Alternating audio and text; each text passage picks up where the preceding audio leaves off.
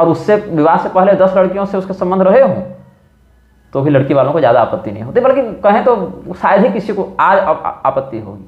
अब तो ये हाल हो गया, अगर कोई लड़की और कोई लड़का अपने विवाह से पहले यौन संबंध अवैध रूप से नहीं बना रहा है तो उसको हीन भावना से उसी के मित्रगण देखते हैं कि अरे तू तो निकम्मा है, तू तो निठल्ला है, तू तो फेल्योर है अपने जीवन में। मतलब तुम करो क्योंकि हम तो कर चुके। यही लोग कहेंगे ना कि भैया हम तो इस नरक में घुस चुके तो तुम क्यों बाहर हो, हम तो कीचड़ में गिरे हैं, तुम भी इसमें आकर गिरो, तब तो तुम सफल कहलाओगे। तो पहला वचन क्या है? काम नहीं, अर्थ नहीं, पहला वचन है धर्म से संबंधित। तीर्थ यात्रा में, व्रत में, उद्यापन में, यज्ञ में, दान में, ये सब जो धर्म कार्य हैं, यदि आप मेरे साथ साथ इन कार्यों को करेंगे, मतलब अकेले नहीं करेंगे, मेरे साथ युक्त होकर करेंगे। हो सकता है पत्नी मायके में हो या रजस्वला हो या बीमार हो या अंतर्वतनी हो, गर्भवती हो, तो पति अकेले कर सकता है, लेकिन पत्नी की सम्मति से या उसकी प्रातिम भाव से प्रतिनिधि बनाकर, लेकिन उसका तिरस्कार करके उससे वियुक्त होकर नहीं कर सकता। तो पहला वचन यही है कि मैं आपके बाएं भाग में तभी आऊंगी जब आप ये सारे तीर्थ व्रत उद्यापन इत्यादि कार्य मेरे साथ संयुक्त रूप से करें। फल में सहभागिता, क्रिया में सहभागिता। हाँ, ये अवश्य है कि कुछ क्रियाएं स्त्रियां नहीं करती हैं या कुछ क्रिया पुरुष नहीं करते हैं, लेकिन उस समष्टि कर्म में और उससे प्राप्त होने वाले फल में दोनों का स्थान होता है। और ये स्थान जो है वो इच्छा अनुसार जोड़ा या तोड़ा नहीं जा सकता। मतलब ये नहीं कि हम ये व्रत कर रहे हैं लेकिन देखो इसका आधा फल तुमको नहीं देंगे, ऐसा नहीं हो सकता है। हव्य प्रदानैरमरान् पितृश्च कव्य प्रदानैर्यदि पूजयेथा वामांग मायामि तदात्पदीयम जगाद कन्या वचनम द्वितीयम। ये सब बातें मुझे मेरी माता जी पढ़ाई थी जब मेरी अवस्था थी 5-6 वर्ष की। तो दूसरा वचन क्या कहती है कन्या, मतलब मांगती है हव्य प्रदान। हव्य कहते हैं देवताओं को प्राप्त होने वाली आहुतियों को, और कव्य कहते हैं पितरों को प्राप्त होने वाला पिंड इत्यादि कव्य कहलाता है। तो पितरों को जो कव्य मिलता है और देवताओं को जो हव्य मिलता है, मतलब देव कार्य में और पितृकार्य में, यदि हम आपके बाएं भाग में बैठकर आपका सहयोग करें, मतलब बाएं भाग से तात्पर्य आधे आसन पर बैठकर, क्योंकि देव कार्य में दाएं हो जाती है ना पत्नी, तो आधे आसन पर बैठकर जिस कार्य में हमें जहां रहना, जैसे विप्र पूजन में बाएं हो जाएंगे, देव कार्य में दाएं हो जाएंगे, ये कन्या दूसरा वचन लेती है। तीसरा वचन यह कहते हैं कुटुंब रक्षा भरण यदि तम कुर्या पशूनाम परिपालनम च वामांग मायामि तदात्पदीयम जगाद कन्या वचनम तृतीयम। अब भाई दो परिवार एक हो रहे हैं, पत्नी का जो घर है और पति का जो घर है, अब अभी तक तो अलग अलग था, लेकिन कुटुंब में अब सब आ जाएंगे।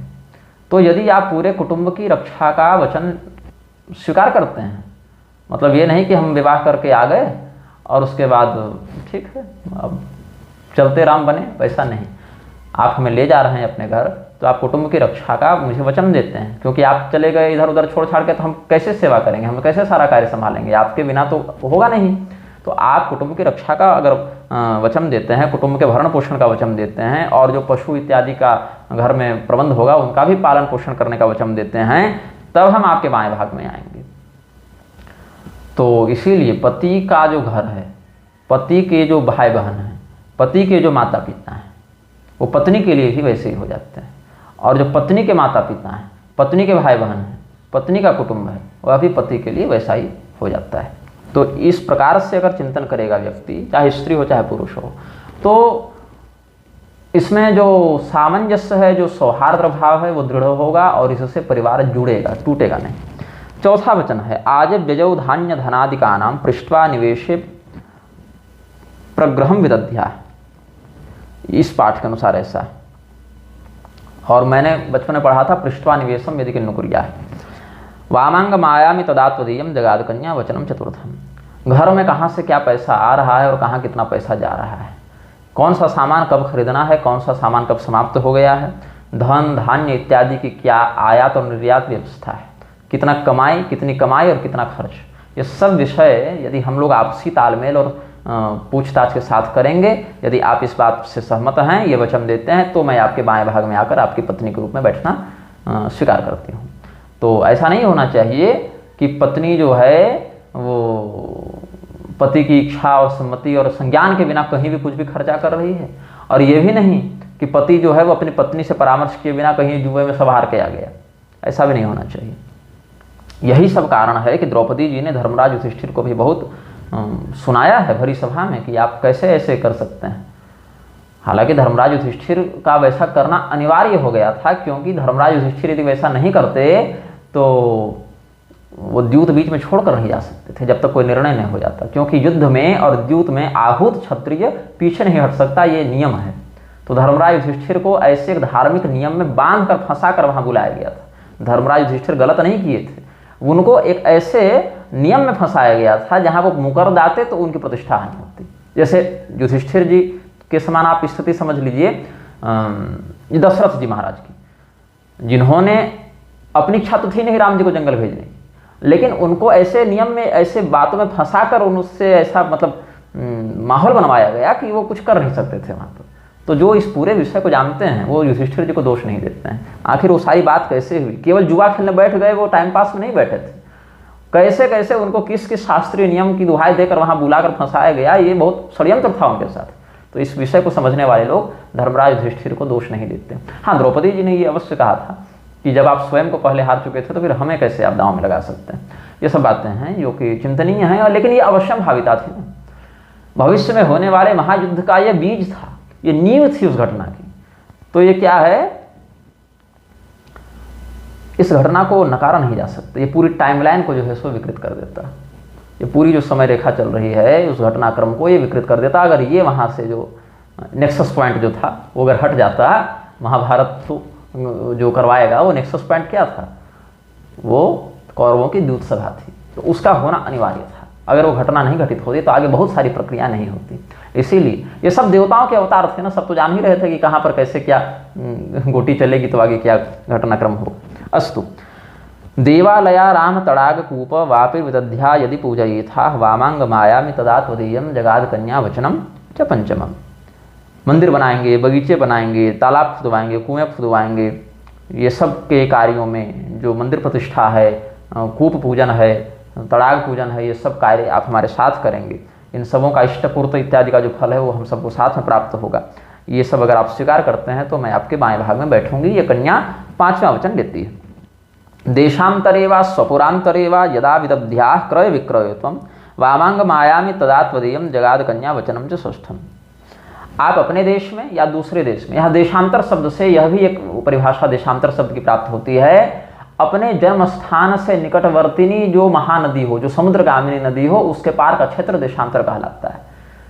जैसे आप मान लेते हैं अमुक स्थान पर हैं और अमुक स्थान से 10 किलोमीटर दूर गंगा जी बह रही हैं, गंगा जी सीधे समुद्र जा रही हैं, तो गंगा पार का जो क्षेत्र होगा वो आपके लिए देशांतर होगा। वहाँ विदेश गमन का पाप नहीं लगता, मतलब वो उस प्रकार का देशांतर नहीं कहलाएगा, लेकिन व्यवहार्य देशांतर कहलाएगा। वो सैया गए परदेश कहते थे ना लोग, दूसरा जिला भी चला गया अगर उसका पति तो कह देंगे सैया गए परदेश, तो वही बात है। तो जहाँ से भी जो भी आप व्यापार करेंगे, जहाँ से भी जो आप सामाजिक व्यवहार करेंगे, लेन देन का व्यवहार करेंगे, वो सब चाहे अपने लोकल फॉर वोकल हो या बड़े स्तर पर हो, आप उसमें हमें सहभागी नहीं रखेंगे तो हम आपके बाएं भाग में बैठेंगे। ये छठा वचन हुआ। और सातवां वचन जो है, न सेवनीय परपार किया या परकीय जाया, ये भी एक पाठभेद मिलता है। त्वया भवोद्भाविनी कामिनीति वामांग मायामि तदा त्वदीयं जगाद कन्या वचनम च सप्तमम। सातवां वचन कन्या यह लेती है कि आपके द्वारा दूसरी स्त्री का सेवन नहीं होना चाहिए, पर स्त्री गमन आप नहीं करेंगे।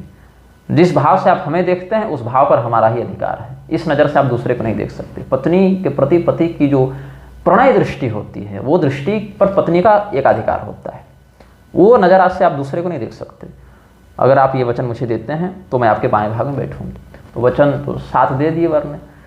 अब वर जब वचन दिया है तो वचन वो भी तो लेगा ना, तो 7 वचन वर भी लेता है। हालांकि एक वचन ही पर्याप्त है, वर के लिए एक वचन पर्याप्त है। मदीय चित्तानुगतम च चित्तम सदा ममाज्ञा परिपालनम च पतिव्रता धर्म परायणात्म कुर्या सदा सर्वमिदं प्रयत्नात्। तुम मेरे चित्त के अनुकूल होकर कार्य करना, मेरे आदेशों का पालन करना, पतिव्रता रहना, अपने नारी धर्म में निष्ठा रखना, और इसमें अपने सामर्थ्य और प्रयत्न से तुम सर्वोच्च समर्पण मेरे प्रति दिखाना। इतना ही वर चाहता है।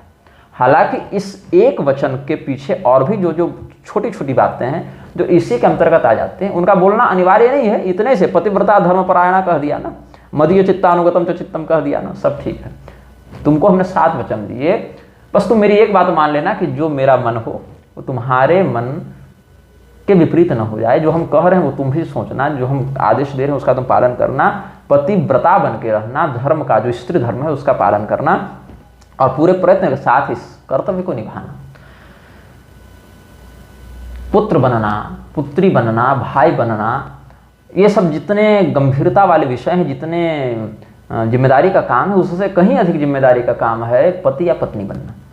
तो आगे के प्रसंगों में जो पति है वो कहता है, धनम धान्यम च मिष्टान्नम व्यंजनाद्यम च यद्गृहे मदधीनम च कर्तव्यम वधूराद्य पदे वदेत पदे ब्रवीत। जो पति है उसने जब कहा कि तुम पतिव्रता बन के रहना, तुम हमेशा मेरे मन के अनुकूल कार्य करना, तो पत्नी ने कहा कि ये तो तभी संभव है जब मुझे आप अपने घर का नियंत्रण देंगे। घर का नियंत्रण यदि मेरे हाथ में, अब जैसे आपने कह दिया कि खीर बनाकर खिलाओ, तो मैं खीर बनाने गई और पता चला मेरी सासू माँ ने हमको दूध ही नहीं निकालने दिया रसोई से कि नहीं नहीं नहीं ये तो नहीं करने देंगे, तो आपकी आज्ञा का पालन कैसे होगा। तो धन, धान्य, मिठाई, व्यंजन, साग सब्जी, ये सब जो घर में आपकी व्यवस्था है वो मेरे नियंत्रण में हो, तभी तो मैं सारा कार्य कर पाऊंगी। तो मेरे नियंत्रण में होने का अर्थ ये नहीं है कि पत्नी जो है वो पति के लिए तो बढ़िया व्यंजन बनावे, अपने लिए बनावे, अपने बच्चों के लिए बनावे और सास ससुर की उपेक्षा कर दे। तब धर्मपरायणा वाला जो वचन है वो खंडित होता है। तब वो धर्मपरायणा कहाँ हुई। नारी धर्म ये नहीं कहता ना कि अपना पेट पाल लो, पति का पाल लो, और बहुत हुआ तो बच्चे का पाल लो और सास ससुर को छोड़ दो, ऐसा नहीं। तो जब आपके अधीन वो किया जा रहा है, वो रसोई की चाबी आपको दी जा रही है। घर की महिलाओं के हाथ में जब तक रसोई थी तब तक रोग कम थे, लेकिन जब से रेसिपी वाले लोग आ गए ना, और जब से होटलबाजी आ गई, और जब से कुक और मेड आ गए, तब से भोजन अशुद्ध हो गया, संस्कार अशुद्ध हो गए। संस्कार के साथ जो है सो जो रस है शरीर का वो अशुद्ध हो गया। इतने सारे रोग, इतने सारी मानसिक विकृतियां, इतने सारे व्यवधान, इतने सारे सामाजिक कुव्यवस्थाएं जन्म लेने लगी। घर की महिलाएं, सास है, ननद है, भाभी है, देवरानी है, जेठानी है, एक रसोई में एक साथ शुद्ध अवस्था में कार्य कर रही हैं। इससे कार्यभार भी कम होता है, एक दूसरे के सहयोग की भावना भी मन में व्याप्त होती है। और अगर सभी स्त्रियां अपने अपने धर्म में निष्ठा रखने लगें तो बहुत सी ऐसी समस्याएं जो बाहर इतना विकराल रूप धारण कर लेती हैं वो रसोई के चूल्हे में ही भस्म हो जाती हैं, वो बाहर कभी नहीं निकल पाती। उसके बाद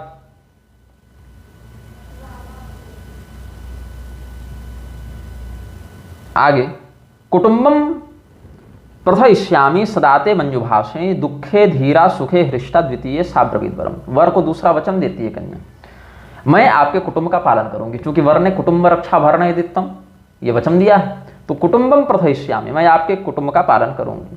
आपके प्रति कभी कठोर शब्दों का प्रयोग नहीं करूंगी। सदाते मंजुभाषिणी, आपसे प्रेम पूर्वक बातें करूंगी। आप यदि दुखी हैं तो मैं धैर्य का परिचय दूंगी, आपकी शक्ति बनकर आपका हाथ थामूंगी। और यदि आप प्रसन्न हैं तो आपकी प्रसन्नता में ही हमारी प्रसन्नता रहेगी। यदि आप कष्ट में हैं तो मुझे प्रसन्नता नहीं होगी, और आपकी प्रसन्नता से मुझे जलन नहीं होगी। यदि आप कष्ट में हैं तो मैं रोऊंगी नहीं, क्योंकि भाई मैं भी रो दूंगी तो आप टूट जाएंगे ना। तो मैं वहाँ धैर्य का परिचय दूंगी, आपको ढाढ़स बंधाऊंगी, धीरज बंधाऊंगी। कोई बात नहीं, ये समय निकल जाएगा, मैं आपके साथ हूँ, चिंता मत कीजिए, भगवान सब संभाल लेंगे। ऐसे धैर्यपूर्वक आपका संबल बनूंगी।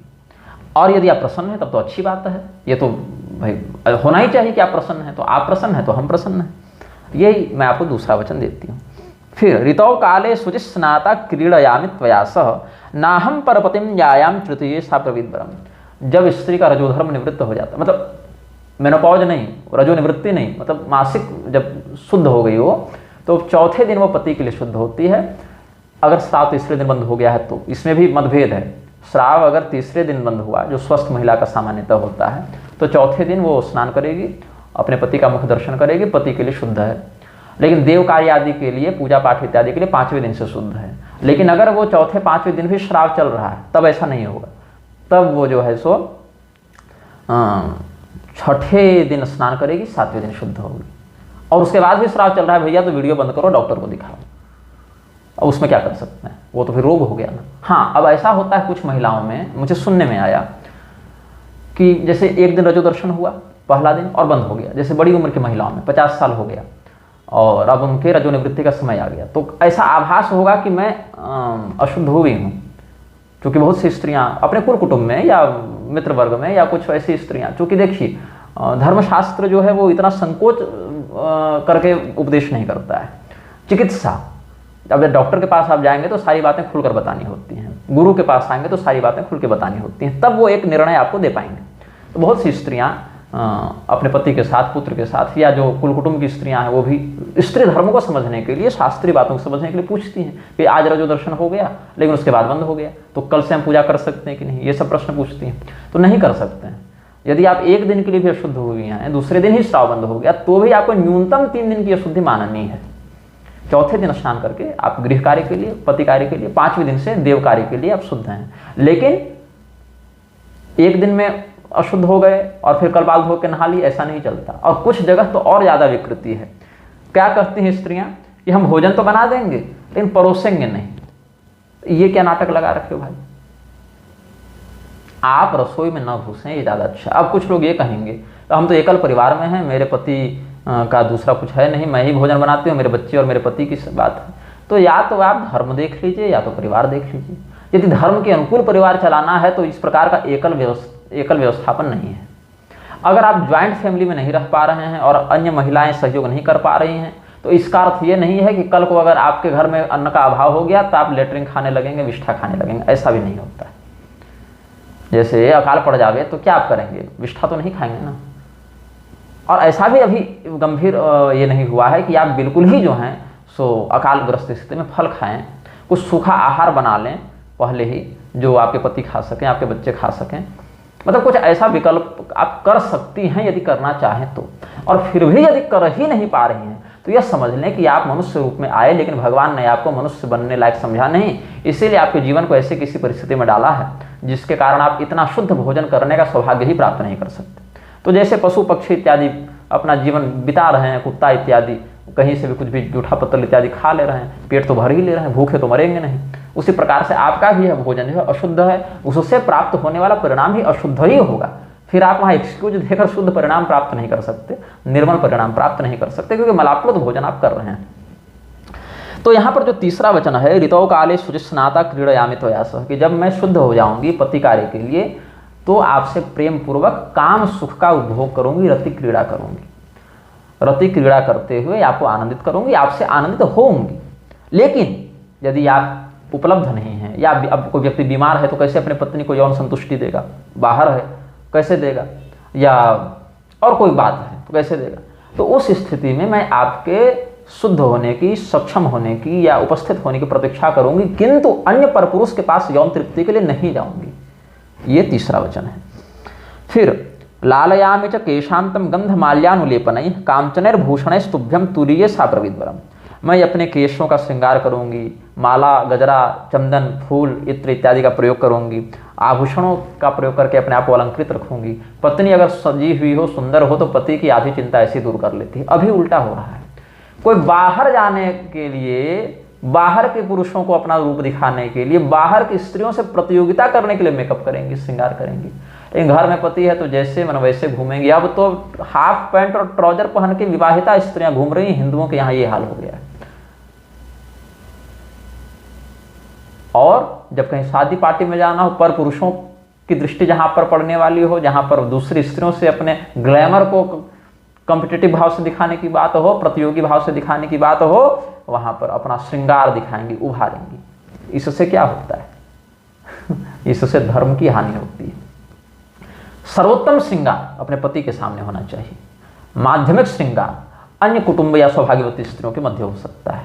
और पति वियुक्ता होने पर श्रृंगार रहित होना चाहिए। सिंदूर इत्यादि सामान्य जो सौभाग्य सूचक हैं, सौभाग्यवर्धक, वो लगा सकते हैं, लेकिन अतिरिक्त श्रृंगार नहीं। सर्वोत्तम श्रृंगार पति के लिए, और सामान्यतया श्रृंगार जो अपना रोज है ऐसे सामान्य, वो कुल कुटुंब में है अपना तो ठीक है। और पति नहीं हैं, दुखी हैं, अस्वस्थ हैं या प्रव्रजित हैं, बाहर गए हुए हैं, तो उस स्थिति में श्रृंगार विहीन ही रहना पतिव्रता स्त्री का कर्तव्य है। हाँ, हो सकता है कि कुछ स्त्रियां मेरे इस वक्तव्य से असहमत हों, तो आप असहमति बनाए रखिए, कोई आपत्ति नहीं, असहमति बनाए रखिए। ताड़का तो क्या नाम था, सुपर्णखा तो विधवा होने के बाद भी बाल रंग के और बढ़िया लाली बिंदी लगा के और राम जी को प्रपोज मारने चली गई थी, तो क्या हो गया, हमारा क्या बिगड़ गया और राम जी का क्या बिगड़ गया। तो हर प्रकार की स्त्रियां समाज में हैं, कुछ पतिव्रता हैं तो बहुत कुछ अपतिव्रता भी हैं, आप उसी कोटि में आएंगी। लेकिन इससे पतिव्रताओं के लक्षण और शास्त्रीय वचन नहीं बदल जाते। फिर कहते हैं सखी परिव्रता नित्यम गौर्याराधना तत्परा त्वयि भक्ता भविष्यामि पंचमे सा ब्रवीत बरम। मैं अपनी सखी सहेलियों के साथ युक्त होकर गौरी जी का सदैव पूजन किया करूंगी, क्योंकि सबसे बड़ी सौभाग्यवती कौन है, तब जननी सौभाग्य महिमा, ये कौन है, भगवती गौरी पार्वती जी हैं।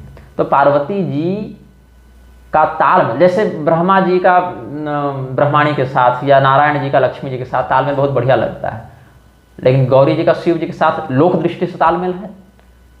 भगवान महादेव का जो बाह्य कलेवर है और गौरी जी का जो बाह्य कलेवर है, क्या उसमें कोई तालमेल है। श्मशान, राजमहल, सांप, हार, वो नंगधड़ंग, ये अनिंद सुंदरी, तो इस प्रकार से वो मुंडमाला और ये मुक्तामाला, तो बाहर से कोई तालमेल नहीं। लेकिन वह जो अनिंद्य संबंध है जिसकी निंदा हो ही नहीं सकती, वो जो परम पवित्र दाम्पत्य है उनका, वो अद्वितीय है। इसीलिए गौरी पूजन का विशेष महत्व है। भगवती गौरी से ही सौभाग्यवती स्त्रियां सौभाग्य को प्राप्त करती हैं। तो गौरी जी का हम सदैव पूजन करेंगे। क्यों? ताकि मेरी निष्ठा आप में बनी रहे और आपका अभिवर्धन होता रहे, मैं आपसे सदैव प्रेम करती रहूं, मेरे मन में आपको लेकर किसी प्रकार का हीन भाव न आवे। फिर कहा यज्ञ होमे च दानादो भवेयम तव वामतः यत्र त्वं तत्र तिष्ठामि पदेशस्थे ब्रवीद्वरम। यज्ञ, होम, दान इत्यादि में आपके बाएं हम बैठेंगे। इसी विषय को मैं कह रहा था। बाएं बैठने का अर्थ ये नहीं केवल बाएं बैठेंगे, आपके आधे भाग में बैठेंगे। अब जिस कार्य में दाएं बैठना है उसमें दाएं और जिसमें बाएं बैठना है उसमें बाएं, लेकिन साथ में रहेंगे। ये मुख्य प्रयोजन है इस वचन का। और आप जहां रहें, जिस हालत में रहें, मैं साथ में रहूंगी। इसीलिए भगवती सीता जी ने अयोध्या में रहना, मिथिला में रहना स्वीकार नहीं किया, जंगल गई।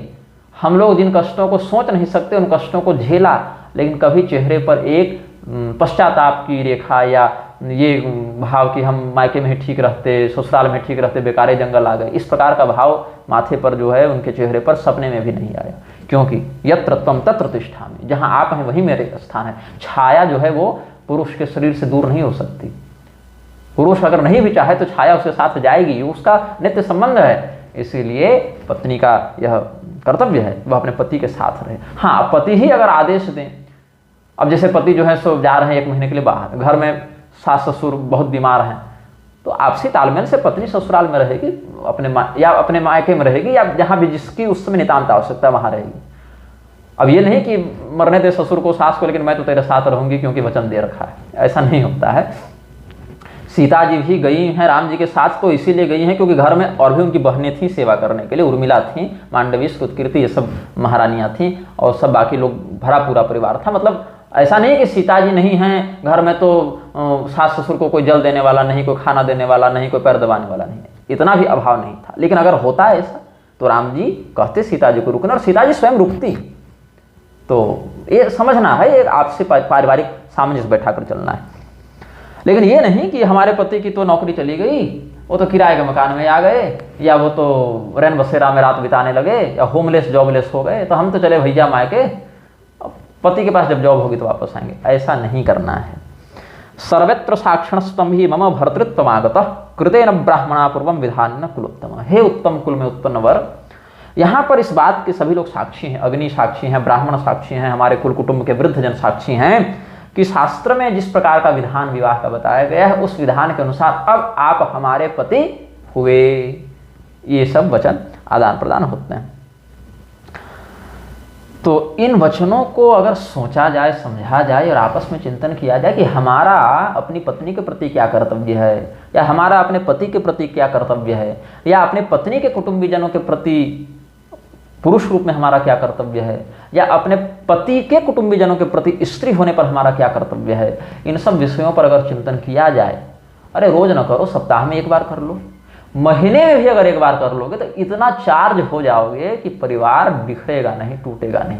हाँ, कई बार ऐसा होता है कि आप अपनी ओर से प्रयास करते हैं, सामने वाले से वैसी प्रतिक्रिया नहीं मिलती। पत्नी बहुत अच्छी है, पति गड़बड़ निकल गया, या पति बहुत अच्छा है, पत्नी ही गड़बड़ निकल गई, या दोनों बहुत अच्छे हैं लेकिन रिश्तेदार ऐसी कुछ बात कर गए या कुछ दिक्कत कर गए कि गड़बड़ हो गई, या बहू अच्छी आई सास ससुर गलत निकल गए, सास ससुर अच्छे आए बहू गलत निकल गई, दोनों ही अच्छे निकले तो दूसरे भाई की जो शादी हुई उसकी पत्नी गलत निकल गई।